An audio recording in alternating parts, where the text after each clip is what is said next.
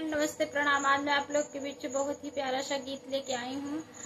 पहले सोमवार का गीत है, सावन के सोमवार का पहला गीत है। अगर पसंद आए तो गीत को ज्यादा से ज्यादा शेयर करना और चैनल को सब्सक्राइब कर लेना। नेवता भेजले बाहे बेलवा के पतैया पे, पार्वती के सैया के ना। नेवता भेजले बाटे के पतैया पे, पार्वती के सैया के ना। एक और लिखी राम राम, एक और लिखी घनश्याम, एक और लिखी राम राम, एक और लिखी घनश्याम। बिचवा में लिखी नाम देवी मैया के, पार्वती के सैया के नान। बिचवा में लिखी नाम देवी मैया के, पार्वती के सैया के नाम। नेवता भेजले बाटी बेलवा के पतैया पे, पार्वती के सैया के ना।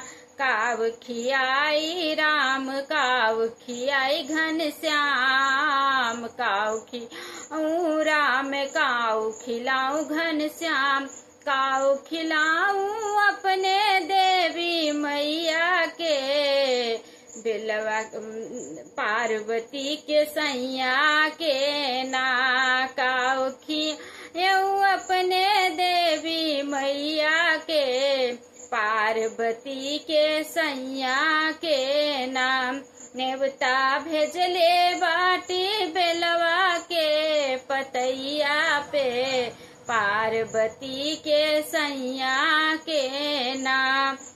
मेवा मिश्री श्री राम खिलायूं, माखन रोटी घनश्याम। मेवा मिश्री श्री खियायूं, माखन रोटी घनश्याम। हलवा पूड़ी खियायूं अपने देवी मैया के, पार्वती के सैया के ना। हलवा पूड़ी खियायूं अपने देवी मैया के, पार्वती के सैया के ना। नेवता भेजले बाही बेलवा के पतैया पे, पार्वती के सैया के ना। कहवा झुलायो श्री राम तो कहवा झुलायो घनश्याम, कहवा झुलायो श्री राम तो कहवा झुलायो घनश्याम। कहवा झुलायो अपने देवी मैया के, पार्वती के सैया के ना। कहवा झुलायो अपने देवी मैया के, पार्वती के सैया के ना। नेवता भेजले बाटी बेलवा के पतैया पे, पार्वती के सैया के ना।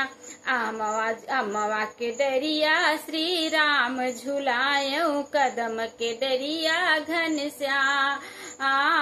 अमवा के डरिया श्री राम झुलायूं, कदम के डरिया घनश्याम।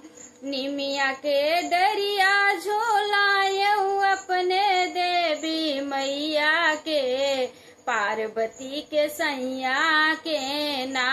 निमिया के डरी झुलायूं अपने देवी मैया के, पार्वती के सैया के ना। कवन फल देहि श्री राम तो कवन फल देहि घनश्याम, कवन फल देहि श्री राम तो कवन फल देहि घनश्याम। कवन फल देहि देवी मैया के, पार्वती के सैया के ना। कवन फल देहि देवी मैया हो, पार्वती के सैया के ना। नेवता भेजले बाटी अमवा के पतैया पे, पार्वती के सैया के ना। करम फल देहि राम त करम फल देहि घन श्याम। करम देहि राम त करम फल देहि घन श्याम। सिंदूरा का फल देहि देवी मैया हो, पार्वती के सैया के ना। सिंदूरा का फल देहि देवी मैया हो, पार्वती के सैया हो के ना। नेवता भेजले बाटी बेलवा के पतैया पे, पार्वती के सैया के ना। बहुत बहुत धन्यवाद। गीत पसंद आए तो ज्यादा से ज्यादा गीत को शेयर करना और चैनल को सब्सक्राइब कर लेना और प्यारा प्यारा सा कमेंट जरूर करना कि आप हमारी वीडियो कहाँ कहाँ से देख रहे हैं। और सावन आ रहा है, ऐसे ही बहुत प्यारा प्यारा सा गीत आप लोग के बीच में लाते रहेंगे। बहुत बहुत धन्यवाद।